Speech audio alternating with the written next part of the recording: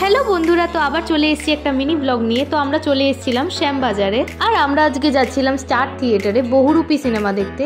যেহেতু আমরা অনেকটাই তাড়াতাড়ি চলে এসেছিলাম, তাই প্রথমে একটু বাজার কলকাতায় ঢুকলাম আর এখানকার কালেকশনস দেখছিলাম। আর সত্যি কথা বলতে এখানকার কালেকশনস ভীষণ ভালো। আর এখন যেহেতু উইন্টার পড়ে গেছে, তাই উইন্টার্স কালেকশনও দেখছিলাম, খুব ভালো কালেকশন আর ম্যাটেরিয়ালও প্রচন্ড সফট। কিন্তু আমরা সেদিনকে তো শপিং করবো বলে আসিনি, তাই আর কিছু কেনা হয়নি। নেক্সট টাইম আসবো, অবশ্যই এখান থেকে কিনবো, আমার খুব ভালো লেগেছে। তারপর মুভির টাইম হতেই আমরা চলে গেলাম স্টার থিয়েটারে। আর আমাদের যেহেতু টিকিট কাটাই ছিল, তাই আমরা টিকিট দেখিয়ে তাড়াতাড়ি হলে ঢুকে গেলাম। আর হলটা সত্যিই খুব সুন্দর।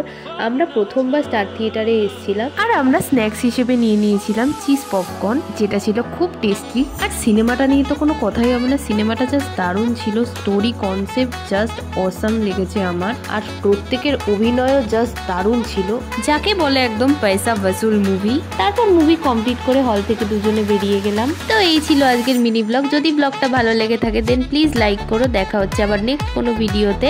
আজকের মতো বাই বাই।